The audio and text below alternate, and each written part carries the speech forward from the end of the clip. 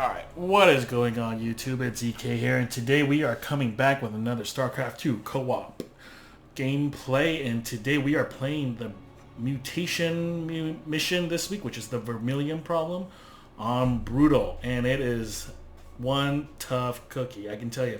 I don't think a lot of people are even playing it because it's so hard. Let me pause it real quick. Yeah, so a lot of people I don't think they're even playing it because it was hard for me to find a game. You know, I probably played this at least 4 or 5 times and died each time, and mainly because of all the little tidbits that they're throwing in there. Like, for example, endless missile bombardments attacking your base. That's not too annoying because as long as you build some anti-air within your base, you're pretty much good to go. Every once in a while they'll throw like a nuke in or something, but you pretty much can take out most of the missiles by just having turrets or spore colonies or cannons around your base. You're pretty much good to go. All units are permanently cooked. That is pretty annoying, so you're going to have detection. So I recommend using a commander that gives you good detection. So, you know, having Karax is actually pretty good since he makes observers, right? So they move pretty quickly, so that's not bad. And also darkness. Previous explored areas will remain blacked out on the minimap. So basically, you only see what your area, like what is around your area. So therefore, it will not show where the crystals are. It won't show if enemies are coming. I mean, the announcer will still announce it, but you won't know where they are on the map. Like usually, it shows a little dot on the minimap of like where the enemy is, but at least of when the incoming force is. But it doesn't show that anymore. So you have to anticipate it. So this map gets pretty annoying because the hardest thing is not knowing where the crystals are, because you have to go grab those crystals and put them into, you know, the middle here. Let me start this back up. I'm gonna 2x this sucker. Actually 4x this because we can get this over with. But yeah, it was pretty hard. So I was playing with Swan before and it just was not happening. So I think this time I was like, you know what? I'm gonna play with Karax, and instead of going on the offense, I actually play defense this time. So I tell my guy, I'll do defense for both of us, and then get stones later. Arguably, he gets all the stone, Mishka. Like, thank you, Mishka. If you're out there watching this, thank you for pretty much carrying us and being a great crystal finder, because I definitely couldn't find Jack. I pretty much spent most, like 90% of this time pretty much just trying to defend us, you know, because when on Brutal, like the Terran enemy comes in pretty hard when it comes to when they bring in like the pain, you know, they're bringing in Thor's tanks, friggin' tons of Marines, Goliaths, anything like. So you have to really spruce up the defense on your base. And thank goodness he's on the left, because he actually takes the majority of most of the attacks, whereas like my side barely gets anything. So thank God for him. So anyways, as you can see here, you know, he's clearly played this map a few times, so he has turrets up, I have cannons up in my base to attack all the stupid missiles that come into play. One thing that's really hard is actually taking up the middle base here, because again, when the enemy attacks, they attack in force. So it's kind of hard to keep the middle base if you don't have good defense, which is actually why it's a good reason to have Karax around, or even probably Swan too. Since Swan making units is a lot cheaper than Karax. I was gonna go basically go all carriers, but by the time I got to that, it's so expensive. Even though as my perks, you know, I made sure to reduce the amount of character cost, or like unit creation cost. It's still so expensive, and so it's yeah, it was definitely a bummer. But as you can see, my partner's doing real well. We rarely go into the yellow. We're pretty much always in the green. At one point or another, he basically finds like 2 or 3 crystals and is able to help us pretty much get a ton of time. At one point, I looked up and it was like 10 minutes, and I was like, crap. Like, that's almost unheard of. At this point, like, I didn't even see this at first. But luckily with my solar lens, it destroys most of it except for that one guy there. That guy is super annoying. But yeah, like, so when they drop units, it's definitely pretty intense. Like, they're not messing around. But luckily, my partner being Nova, has a lot of strong characters, you know, a lot of like people, or like the units that he has, you know, they're elite marines, you know, they're not just some like jokers, so they're pretty dang strong, and he's doing a good job of like building stuff around the map so that we can get some kind of vision around that. So yeah, at one point, like now we have like over 7 minutes, which is perfect. You know, anytime I've ever played, we were always in the yellow, which is super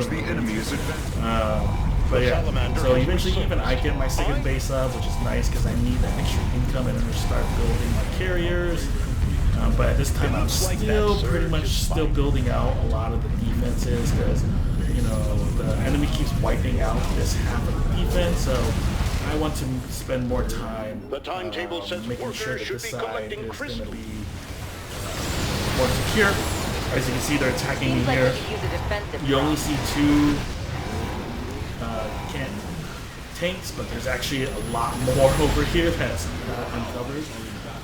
So, but I don't even know how we survived this one. I mean, like, they're still shooting me. Like, look, I'm like preparing and getting shot at the same time. So, what do I do? Oh yeah, his guys come back and pretty much save us. So again, thank you, Mishka. Thank you for carrying us. I'm not saying I didn't do anything because thanks to my defense, his base didn't get touched. So his main base, you know, didn't get touched thanks to all my crap out here, you know, and arguably my Spirit of Doom as well. So I protected us there. Tried protecting us as much as we could down here, but it was just still like, again, look at this. Even when I use all my orbital strikes, it's like not enough. I even throw down the freaking purifier dude, which was a little bit overkill there, but hey, whatever you know does the trick, doesn't really matter. Time to play defense. Probably should have. So I tried like build a little bit more dynamic of a defense with, you know, Gilgarian monoliths, but they still take it on the next wave. But you know, better than nothing. As much resources as you can get from this side is probably better. I eventually start getting some carriers out. You know, definitely want to get out more, obviously, because we need it. We're still at 7 minutes, which is great. So we're about to get even more with another crystal being detected an incoming base, which is great because again, Mishka does his thing. We're still waiting. He saves me again. And this guy just keeps saving me left and right. Yeah, look, Thor's, and they're maxed out too, so they're not just activating defensive small players either. And me, I don't think I'm nowhere near maxed out, so I don't think I even maxed out. Seems like we could use a defensive drone. Let's see where these guys. I'm only at 2 1. Coming soon. So I'm like pretty weak, arguably. But now I finally have carriers out, and I think the whole time I basically only grabbed 1 crystal. Almost grabbed 2, but this guy got it to the crystal first.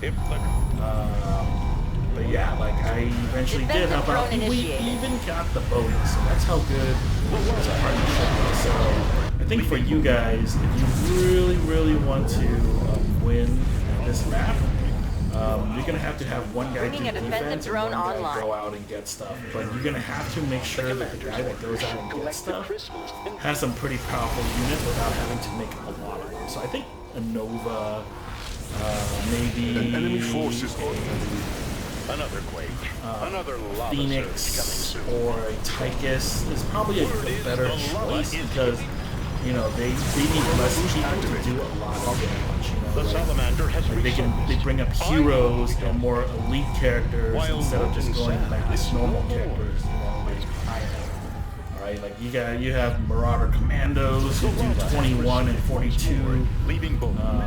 They, you know, Raven Type 2s. Like it seems like his units are a lot more Eyes up, stronger. our ride here. So I think those are a lot better. So I think this is the only crystal I grab, which is what wins us the game, because we're already at 19 at this Enemy point. combatants in motion. So I finally grabbed that, let him go back. I'm like, yay, I did something, you know? I'm like, I finally did something. They're attacking my base. I don't even know why I came back and attack, because we're going to win anyways. But like, I just felt like, you know, doing something and killing something. Because I was like, I need to kill. Like, I mean, I've been killing stuff all game. But still. GG, we do it pretty well. Can I go to score screen? No, I can't. But yeah, that's how you, that's one way that you can beat this map.